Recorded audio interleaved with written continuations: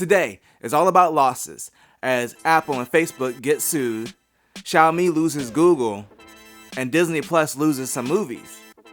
And more, of course, as we, together, as a people, take it out.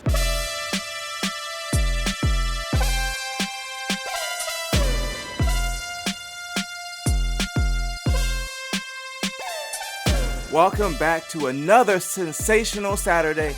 This is Mike, and this is Mike Takes It Out, the #1 news show on this channel in 2020 on a Saturday. That's oddly specific, but it's still true.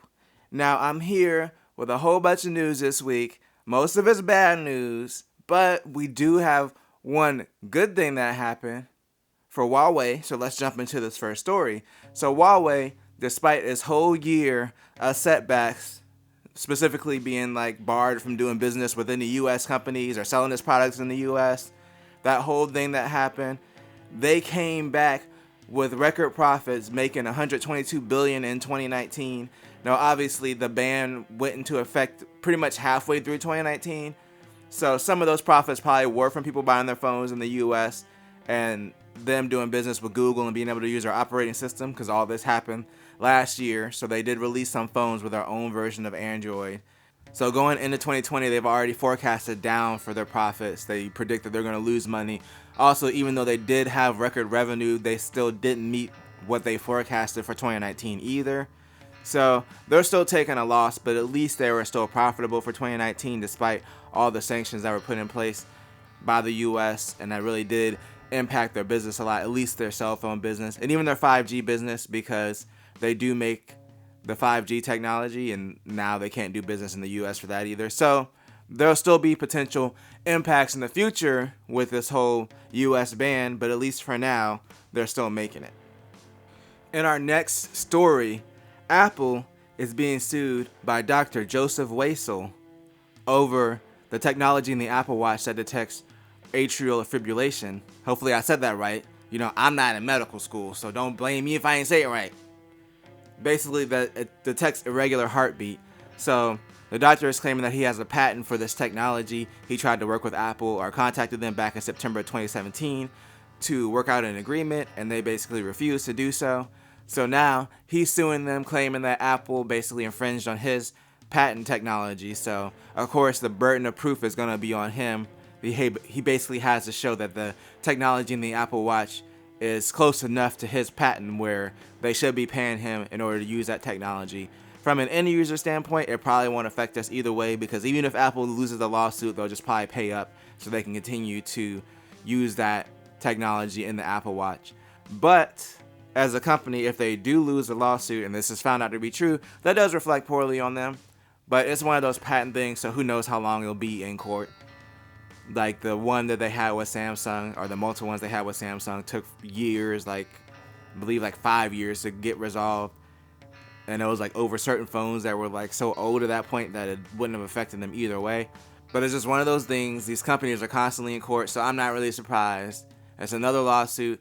It's what they do. That's why they have these expensive legal teams to handle all this stuff. Speaking of lawsuits, in our next story, Amazon/Ring is getting sued by one of their users, John Orange, who claims that Ring failed to stop their cameras from being hacked. So he was one of the people that experienced an issue where someone else was able to take over their doorbell. Well, not really take it over, but they were able to see the footage and speak through it. There were also other cases reported where other users reported similar things happen.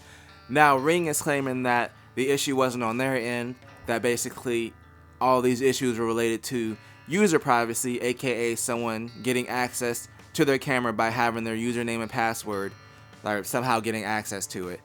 So Ring is claiming no responsibility. However, this resident is claiming that these hacks were because of a vulnerability on Ring's end. So of course, the class action lawsuit, the burden of proof, of course, is going to be on the party that's suing. So they have to basically prove that these hacks were because of security vulnerabilities in the camera, not because of these users' information being compromised by other means that had nothing to do with Ring, which is what Ring is claiming. So it's another thing that's interesting. Now, this lawsuit, of course, if the class action goes through and they actually win, then potentially any Ring customers could get some money, but it's a class action lawsuit, so even if it is, it'll probably be like $15 or something like that, to go out and buy you some Taco Bell. It's not gonna be like, you ain't getting no new car with it. You might be able to get one windshield wiper, but money is money. So personally, as someone that has Ring security, I'm hoping that these vulnerabilities were related to the user's information being compromised, just because I don't want to have all the stuff in my house that can be accessed by a third party. But you never know with this kind of technology. That's kind of what you do. You put yourself at risk when you have all these devices connected to the internet. It's one of the things that I've accepted that, that could happen, but I like the technology too much to not have the stuff in my house. I'm sorry. They're going to have to hack me. Take everything. I don't care. I care a little bit. In our next story, speaking of privacy, Google had to take away Xiaomi's privileges to access the Google Nest Hub with their cameras for now due to a security issue. So some users reported that when they were accessing their Xiaomi, I think it's the Mijia, I'm probably mispronouncing it. It's like a 1080p security camera. So they were accessing it through the Google Hub, and while they were accessing it, they were able to see still images from other people's cameras pop up like while I was trying to load. So Xiaomi is claiming that this was due to an update where some images were cached, blah blah blah, or some kind of update where they were clearing out the cache. It didn't really make that much sense to me, if I'm going to be honest. I'm like, well, how?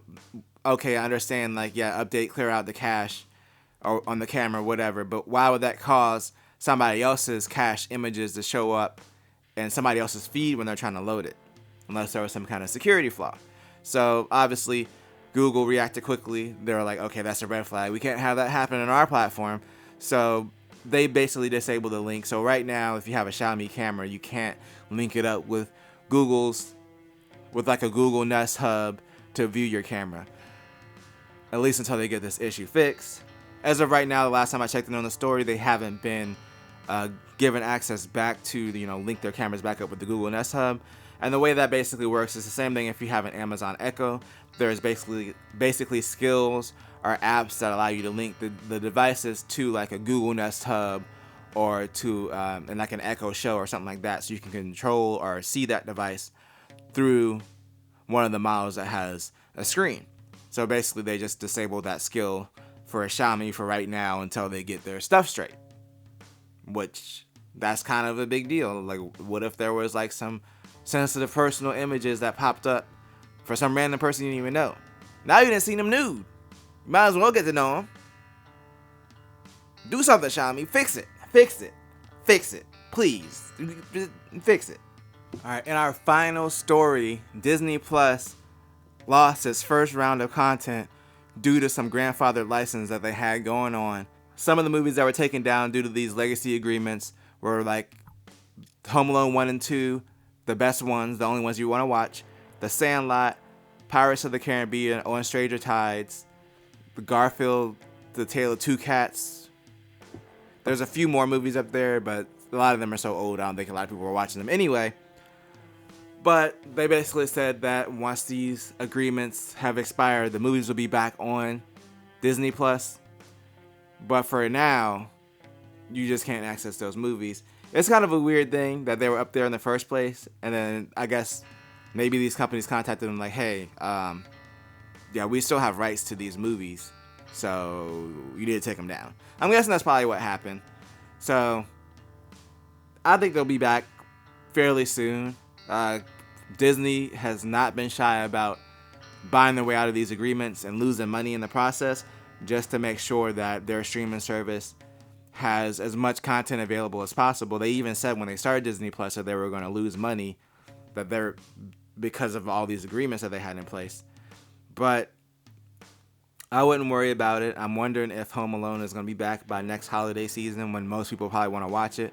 So it's one of those weird things, but there's still a lot of other stuff to watch on Disney Plus, so they really don't have anything to worry about. Now, if this was Apple TV Plus, where they only got like 5 things to watch, this would be like a big hit. But they still got a lot of great content, so Not personally worried about it. I'm sure they'll work something out with these companies that hold the rights to these movies. And I'll be back soon. And you know who else will be back soon, as in next Saturday, another episode of Mike Texts It Out, but this one's coming to a conclusion. Now, if you enjoyed it, make sure to tell a friend, tell a coworker, like, share, and subscribe, and always do at least 2 things at the same time. We out. 2020.